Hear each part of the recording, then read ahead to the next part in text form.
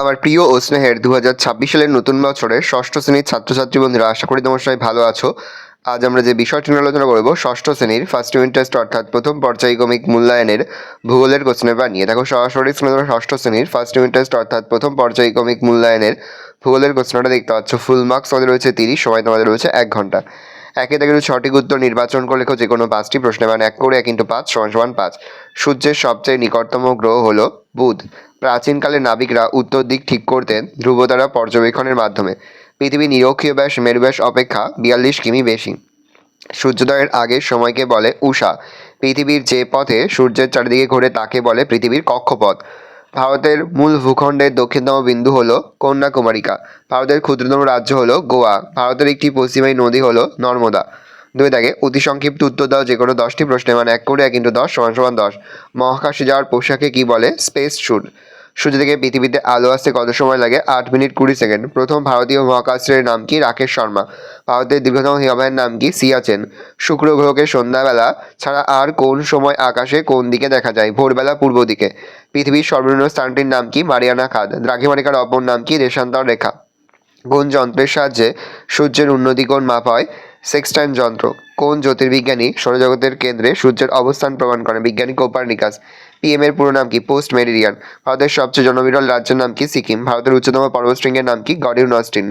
বর্তমানে ভারতের রাজ্যের সংখ্যা হচ্ছে 27টি। সিন্ধু নদের 2টি উপনদীর নাম চন্দ্রঘা, শতদ্রু আর বিপাশা। 3 দাগে সংক্ষিপ্ত উত্তর যে কোনো 5টি প্রশ্নের মান 2 করে 2 × 5 = 10। অন্তস্থ গ্রহ কাকে বলে?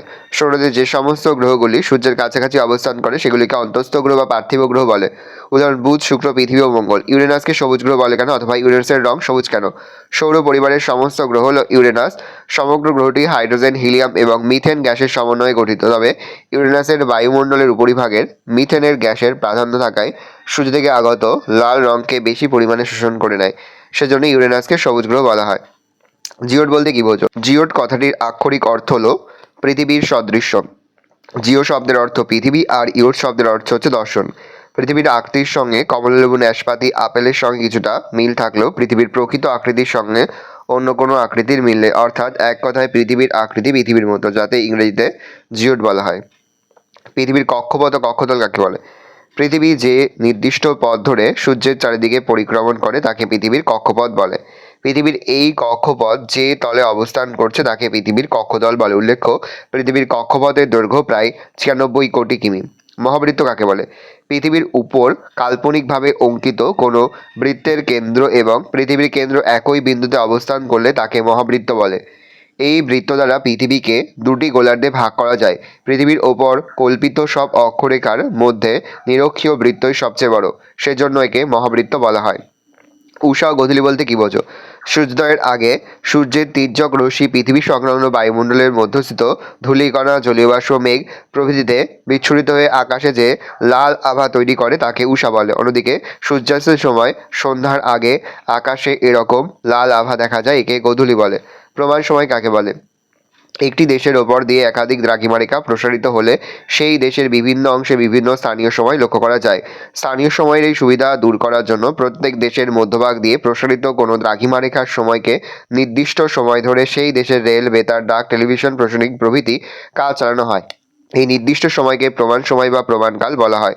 পর্বতগ্রন্থি কাকে বলে বা দুন কাকে বলে? যে উঁচু স্থান থেকে 2 বা তার বেশি পর্বতশ্রেণী বিভিন্ন দিকে বিস্তৃত হয় তাকে পর্বতগ্রন্থি বলে। উদাহরণ: পামির গ্রন্থি। হিমাচলের দক্ষিণে অবস্থিত শিবালিক ও হিমাচল হিমালয়ের মাঝের সংকীর্ণ উপত্যকাকে দুন বলে, যেমন দেরাদুন। ব্যাখ্যা করো যে কোনো একটি প্রশ্নের মান 5। গঙ্গা নদীর গতিপথ আলোচনা করো। এই বছরের জন্য ভেরি ভেরি ইম্পর্টেন্ট। অবশ্যই কিন্তু এই প্রশ্নের উত্তরটা তোমাদের খাতায় লিখে তোমরা কিন্তু মুখস্থ করে ফেলবে। গঙ্গা নদীর গতিপথ। নেক্সট, উত্তরের পার্বত্য অঞ্চল সম্পর্কে যা জানো লেখো, ওটাও কিন্তু ভেরি ভেরি ইম্পর্টেন্ট। দেখে নাও।